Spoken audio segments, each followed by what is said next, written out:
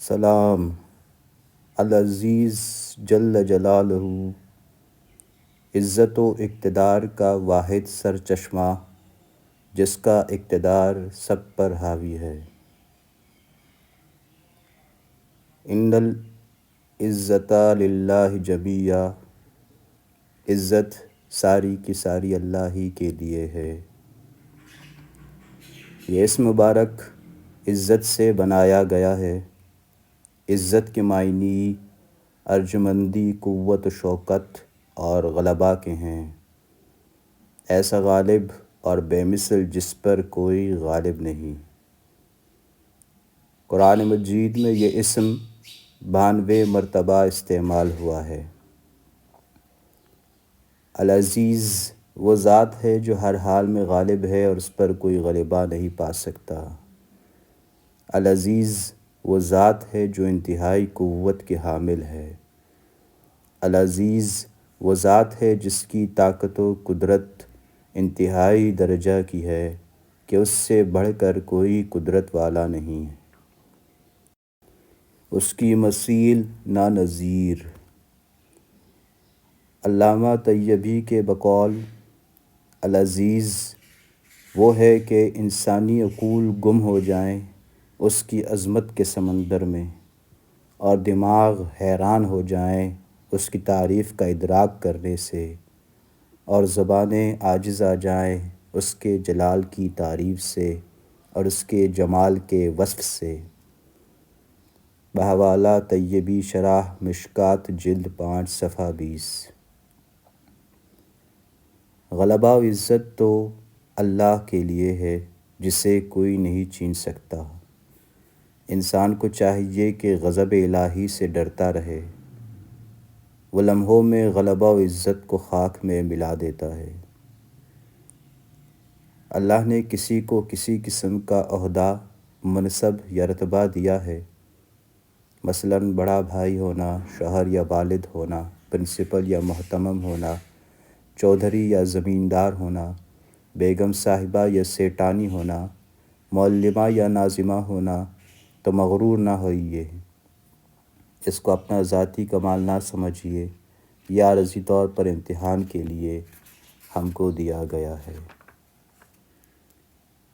یہ غلبہ و عزت مخلوق کو ستانے کے لیے نہیں دیا گیا، ورنہ تاریخ ان قصوں سے بری پڑی ہے کہ بعض بادشاہ و حکمران، بڑے بڑے مرتبہ کے حاملین مرد عورتیں، جب اللہ جل جلالہ نے ان سے عزت و غلبہ لینے کا ارادہ کر لیا تو وہ ذلیل ہو گئے۔ ایک وقت میں پورے ملک پر ان کا حکم چلتا تھا، دوسرے وقت میں جہاں خیرات بٹتی تھی وہاں فقراء کی قطار میں ایک سابق بادشاہ کا بھی ہاتھ تھا۔ دارا جمشید، سکندر، چنگیز، بابر، تیمور، ہٹلر اور نیپولین کہاں گئے اور ان کا کیا انجام ہوا؟ اللہ نے ہمیں غلبہ عزت مخلوق کے ستانے کے لیے نہیں دیا۔ مغرور انسان سے اللہ عزت چھین لیتا ہے۔ بحوالہ شرح اسماء الحسنی از علامہ عبدالصمد الظاہری صاحب۔ العزیز، الجبار، المتکبر، یہ تینوں اسماء حسنی سورۃ الحشر میں اسی ترتیب کے ساتھ آئے ہیں۔ العزیز اس کے مفہوم میں کامیاب ہونا، غالب ہونا، طاقتور ہونا شامل ہیں، مگر اس کا نمایاں ترین مفہوم ہے عزت دینے والا۔ امام غزالی رحمۃ اللہ علیہ فرماتے ہیں، العزیز وہ ذات ہے جس کا کوئی مثل نہ ہو اور سب اس کے محتاج ہوں، جو سب سے برتر ہو اور جو عزت دینے والا ہو۔ ایسی ہستی جو سب قدرت کا ملا رکھتی ہو مگر کوئی اس پر قدرت حاصل نہ کر سکے۔ سورہ منافقون کی ایک آیت کا ترجمہ ہے کہ پس عزت اللہ ہی کے لیے ہے اور اس کے رسول کے لیے ہے اور مومنوں کے لیے ہے۔ بنیادی طور پر عزت کی صفت صرف اللہ کے ساتھ خاص ہے۔ اس کے علاوہ صاحب عزت صرف وہ ہو سکتا ہے جس کو العزیز کی جانب سے عزت عطا کی گئی ہو، اور جیسا کہ مذکورہ آیت نے بتا دیا، حقیقی عزت وہ ہے جو رب العزت نے اپنے رسول اور ان کے ماننے والوں کو عطا کی ہے۔ معلوم ہوا کہ عزت کا اصل پیمانہ دین اور دینداری ہے۔ اگر اس کے علاوہ کوئی عزت کا دعویٰ یا مظاہرہ کرتا ہے تو وہ محض نفس یا شیطان کے دھوکہ میں گرفتار ہے۔ علامہ ابن حریر فرماتے ہیں، العزیز جل جلالہ وہ ذات ہے جو اپنے دشمنوں سے انتقام لینے میں سخت ترین ہے، اور جب کسی کو سزا دینے کا ارادہ فرما لیں تو کوئی طاقت ایسی نہیں جو اس کی سزا کو ہٹا سکے۔ علامہ ابن کثیر فرماتے ہیں، العزیز جل جلالہ وہ ذات ہے جو ہر چیز پر غالب ہے اور سب اس کے جلال و عظمت کے سامنے دبے ہوئے ہیں، اور اس کے غلبہ، عزت اور بڑائی کی وجہ سے کوئی بھی اس کی بارگاہ تک نہ پہنچ سکتا ہے سوائے اس کی خواہش کے۔ امام قرطبی فرماتے ہیں، العزیز جل جلالہ وہ ذات ہے جس کا غلبہ اور شان و شوکت، قوت اور طاقت سب پر اتنی حاوی ہو کہ کوئی چیز اس کو عاجز نہ کر سکے، کوئی اس کو شکست نہ دے سکے، اس کی قدرت و طاقت سے کوئی چیز باہر نہ ہو، اس کے قبضے سے کوئی اپنے آپ کو چھڑا نہ سکے اور اس پر کوئی غلبہ نہ پا سکے۔ علامہ طیبی فرماتے ہیں، العزیز جل جلالہ وہ ذات ہے کہ جس کی عظمت کے سمندر میں انسانی عقول گم ہو کر رہ جائیں، اور اس کے جلال کی مکمل تعریف کرنے اور جمال کا وصف بیان کرنے سے زبانیں عاجز آ جائیں، اور عقل والوں کی عقلیں حیران ہو کر رہ جائیں۔ علامہ ابن قیم نے قصیدہ نونیہ میں اشعار ذکر فرمائے ہیں جس کے لحاظ سے العزیز جل جلالہ کے یہ 4 معنی ہوں گے۔ وہ ذات ہے جو بذات خود محفوظ و مضبوط اور قوت والا ہے، اور اس کی حفاظت کو توڑا نہیں جا سکتا، اس کی حمایت کا مقابلہ نہیں کیا جا سکتا۔ وہ ذات ہے جو غلبہ والی ہے، اس پر کوئی دوسرا غلبہ نہیں پا سکتا۔ وہ ذات ہے جو انتہائی سخت قوت والی ہے۔ وہ ذات جو انتہائی نفیس ہے، جس کی برابری کوئی بھی نہ کر سکے، اور اس کی مثل بھی نہ ہو اور نہ ہی اس کی کوئی نظیر موجود ہو۔ العزیز جل جلالہ وہ ذات ہے جس کی طاقت و قدرت انتہائی درجے کی ہے، اس سے بڑھ کر کوئی قدرت والا نہیں، اور حق تعالیٰ کا نہ کوئی مثل ہے نہ نظیر۔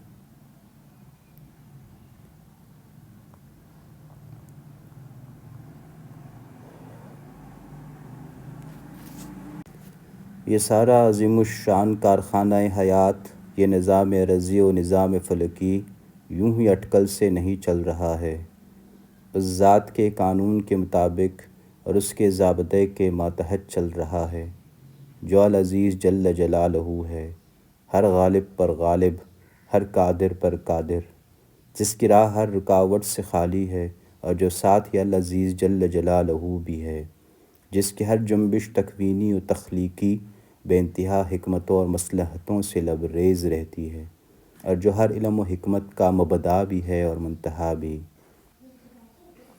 رات کی سکونی کیفیت، سورج اور چاند کی نپی تلی گردش، اس کی شرح رفتار اور مقدار، یہ سب اسی قادر مطلق و حکیم برحق کے دست قدرت میں ہے، جو ہر شعبہ موجودات کا اکیلا حاکم و ناظم ہے۔ اس کے حضور میں کسی سورج دیوتا اور کسی چندرما اور کسی رات کی دیوی کا وجود فرض کرنا خرافات کی انتہا ہے۔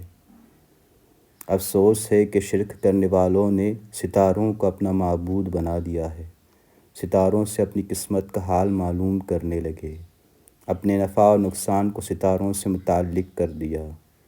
یہ ستارے تو خود ہی انسان کے نفع کی غرض سے اس کی خدمت کے لیے بنائے گئے ہیں، الٹا ان کی پرستش میں لگ جانا اور خادموں کو مخدوم سمجھ لینا جہل و حماقت کی انتہا ہے۔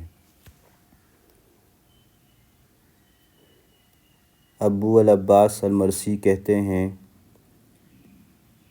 عزت اور مرتبہ اسی کو ملتا ہے جو مخلوق کی طرف سے اپنی نگاہ ہٹا لے۔ جو مخلوق خود ہی اپنی عزت کروانے میں کسی کی محتاج ہو، وہ کسی کو کیا عزت دے گی۔ جو مخلوق سے اپنی امیدیں ختم کرے گا کہ مخلوق سے کچھ بھی نہیں ملے گا مگر اللہ کے حکم سے، وہ خود اپنی نگاہ میں بھی عزیز ہوگا اور دوسروں کی نگاہ میں بھی۔ عطا رحمۃ اللہ علیہ کہتے ہیں، قاضی شریف نے مجھے دیکھا کہ میں اپنی پریشانیوں اور مصیبتوں کی شکایت اپنے ایک دوست کے پاس کر رہا تھا۔ آپ میرا ہاتھ پکڑ کر ایک طرف لے گئے اور فرمایا، اے بھتیجے، اللہ کے سوا کسی کے پاس شکایت کرنے سے بچو۔ جس کے پاس تم شکوہ کرو گے وہ تمہارا دوست ہوگا یا دشمن۔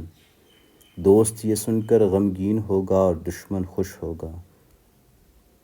پھر آپ نے اپنی ایک آنکھ کی طرف اشارہ کرتے ہوئے فرمایا کہ اس آنکھ کی طرف دیکھو۔ اللہ کی قسم کھا کے کہا کہ گزشتہ 15 برس سے اس آنکھ نے کوئی شخص دیکھا اور نہ راستہ، لیکن کسی کو بتایا تک نہیں۔ صرف آج تجھے محض سمجھانے کے لیے بتا رہا ہوں۔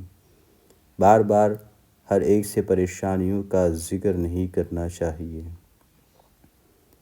کیا تو نے اللہ کے برگزیدہ رسول یعقوب صلی اللہ علیہ وسلم کا جملہ نہیں سنا کہ میں اپنا شکوہ غم اللہ کے حضور پیش کرتا ہوں؟ اور پھر فرمایا کہ ہر مصیبت کے وقت اپنے حزن و ملال اور غم اندوہ کا شکوہ اللہ ہی کے دربار میں پیش کیا کرو۔ وہی سوالیوں کی عزت رکھنے والا اور بے کسوں کی التجائیں سننے والا ہے اور دعائیں مانگنے والوں کے قریب تر ہے۔ اور قاضی شریح رحمۃ اللہ علیہ کا ہی واقعہ ہے کہ ایک دن کسی شخص کو دوسرے سے کچھ مانگتے ہوئے دیکھا تو بڑے پیار سے نصیحت کی اور فرمایا، اے بھتیجے، جو کسی انسان سے اپنی ضرورت پوری کرنے کے لیے مانگے، گویا اس نے اپنے آپ کو اس انسان کی غلامی کے سپرد کر دیا۔ اگر اس شخص نے جس سے مانگا تھا سوالی کی ضرورت کو پورا کر دیا تو اس نے گویا اسے اپنا ذہنی غلام بنا لیا، اور اگر اسے جواب دے دیا تو دونوں ذلیل و خوار ہو کر واپس لوٹے، ایک بخل کی ذلت کے ساتھ اور دوسرا ناکامی کی ذلت و رسوائی کے ساتھ۔ جب بھی تجھے کچھ مانگنا ہو تو اپنے اللہ سے مانگو، اور جب بھی مدد طلب کرو تو اپنے اللہ سے مدد طلب کرو۔ خوب اچھی طرح یہ بات جان لو، برائی سے بچنے کی اور نیکی کرنے کی توفیق اور مدد دینے کا حقیقی اختیار اللہ کے سوا کسی کے پاس نہیں۔ صاحب النہج الاسمعی فرماتے ہیں، جو کوئی عزت کا طالب ہے اسے چاہیے کہ وہ اللہ رب العزت سے ہی عزت طلب کرے، جیسا کہ اللہ رب العزت کا ارشاد ہے، جس کا ترجمہ ہے، جو عزت پانا چاہے تو اللہ ہی کے لیے ہے ساری عزت۔ یعنی جو شخص یہ چاہتا ہے کہ وہ دنیا و آخرت میں عزیز ہو، اس کو چاہیے کہ وہ اللہ رب العزت کی فرما برداری کو لازم پکڑے، کیونکہ اللہ ہی دنیا و آخرت کی تمام عزتوں کے مالک ہیں اور ساری کی ساری عزتیں اسی کے لیے ہیں۔ اور اللہ کا ضابطہ ہے کہ جو اس کے احکامات کے مطابق زندگی بسر کرتا ہے، اس کو اللہ دنیا و آخرت میں عزت عطا فرماتا ہے۔ اس بات پر غور و فکر کرنے سے ان لوگوں کی گمراہی واضح ہو جاتی ہے جو العزیز جل جلالہ کے سوا کسی اور سے عزت کے طالب ہیں، حالانکہ وہ العزیز جل جلالہ کی اطاعت کو اور مومنین کے طریقوں کو بھی چھوڑے ہوئے ہیں۔ اس طرح انہوں نے العزیز جل جلالہ سے اعراض کر کے اور شریعت اور مومنین کی جماعت کو چھوڑ کر العزیز جل جلالہ کے دشمن یہود و نصارہ اور مشرکین سے یہ گمان رکھ کر دوستی کر لی کہ یہی عزت کا راستہ ہے۔ حضور محمد صلی اللہ علیہ وسلم کے طریقے کو چھوڑ کر غیروں کے طریقوں پر چل کر بھی کبھی بھی عزت حاصل نہیں ہو سکتی۔ ایسے لوگوں پر اللہ نکیر فرماتے ہیں۔ ارشاد ربانی کا ترجمہ ہے، وہ جو بناتے ہیں کافروں کو اپنا رفیق مسلمانوں کو چھوڑ کر، کیا ان کے پاس عزت ڈھونڈتے ہیں؟ ساری عزت تو اللہ ہی کے پاس ہے۔ جو اللہ کے ایک ایک حکم کی عزت و عظمت کا استحضار کر کے اس کی اطاعت کرے گا، وہ ہی اس کی صفت العزیز کی معرفت حاصل کر سکے گا، اور جو اس کے حکموں کی توہین کرے گا اس کے لیے صفت العزیز کی معرفت حاصل کرنا مشکل ہے۔ حضور اکرم محمد صلی اللہ علیہ وسلم کا ارشاد ہے، تمہارا پروردگار روزانہ یہ اعلان کرتا ہے کہ اللہ ہی عزیز ہیں، لہٰذا جو دونوں جہاں میں عزت کا طالب ہو اسے چاہیے کہ العزیز جل جلالہ کی اطاعت کرے، یعنی گناہوں سے بچے۔ العزیز جل جلالہ کی صفت کا اتنا دل میں استحضار ہو کہ اس کی نافرمانی کی جرت نہ ہو سکے، کہ اتنی بڑی قوت و غلبہ والے جل جلالہ کو کیسے ناراض کیا جا سکتا ہے۔ اسی طرح العزیز جل جلالہ کے بندوں پر ظلم نہ ہو، کسی کی دل آزاری نہ ہو۔ اس بات کو حکیم الامت نے ایک مثال کے ذریعے سمجھایا۔ پہلے زمانے میں غلام ہوا کرتے تھے اور اپنے مالک کے مملوک ہوتے تھے۔ مالک ان کو بازار میں باقاعدہ بیچ سکتا تھا، آقا ان کے ہر چیز کا مالک ہوتا تھا۔ مالک جو بھی حکم دیتا غلام کو کرنا ہوتا۔ اگر وہ کہے کہ میں سفر میں جا رہا ہوں، میری غیر موجودگی میں اب تم حکمرانی کرو، اب وہ حکمرانی کر رہا ہے، گورنر بنا ہوا ہے، لیکن ہے غلام کا غلام۔ لہٰذا اس غلام کے دماغ میں یہ بات آ ہی نہیں سکتی کہ یہ جو اقتدار میرے پاس آیا ہے یہ میری قوت بازو کا یا میری صلاحیت کا نتیجہ ہے۔ اس کو یہ خیال رہتا ہے کہ جب آقا آ جائے گا تو کہہ دے گا کہ ہٹو، اب بیت الخلاء صاف کرو، تب وہ سارا تخت اور ساری حکمرانی دھری کی دھری رہ جائے گی۔ معلوم ہوا کہ وہ غلام بے شک حاکم بن کر حکم چلا رہا ہے، لیکن ساتھ ساتھ اپنی حقیقت کا احساس بھی کر رہا ہے کہ یہ حکمرانی میرے مالک کی عطا ہے، حقیقت میں تو غلام ہی ہوں۔ یہ تو ایک غلام کا حال تھا، لیکن بندہ ہونے کا درجہ اس سے کہیں زیادہ نیچے ہے۔ لہٰذا جب العزیز جل جلالہ کسی بندہ کو کوئی منصب عطا فرما دے تو بندہ کو سمجھنا چاہیے کہ منصب مجھے العزیز جل جلالہ نے عطا فرما دیا، اسی وجہ سے یہ کام انجام دے رہا ہوں، لیکن میں اس کا بندہ ہوں۔ میری حقیقت اس غلام سے بھی فروتر ہے جس کو مالک نے تخت پر بٹھا دیا۔ کتنے غلام گزرے ہیں جنہوں نے بادشاہت کی لیکن رہے غلام کے غلام۔ بحوالہ اصلاحی خطبات 53/5۔ نبی کریم محمد صلی اللہ علیہ وسلم نے ارشاد فرمایا، صدقہ مال کو کم کرتا ہے اور بندہ کے درگزر کر دینے پر اللہ رب العزت اس کی عزت میں اضافہ فرماتے ہیں، اور جو کوئی اللہ کے لیے تواضع اختیار کرتا ہے اللہ اسے سر بلند فرماتا ہے۔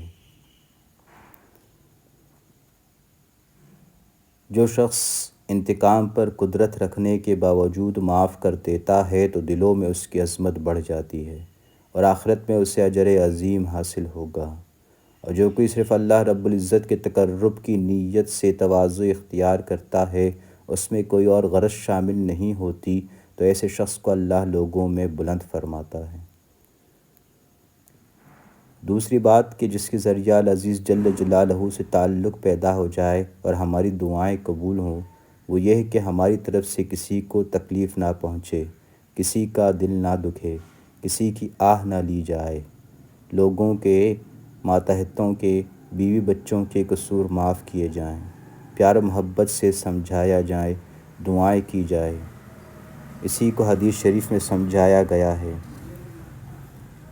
رسول اللہ محمد صلی اللہ علیہ وسلم نے ارشاد فرمایا، موسیٰ ابن عمران نے اللہ کی بارگاہ میں عرض کیا، اے میرے رب، تیرے بندوں میں تیرے نزدیک زیادہ عزت والا کون ہے؟ اللہ نے ارشاد فرمایا، وہ بندہ جو بدلہ لے سکتا ہو اور معاف کر دے۔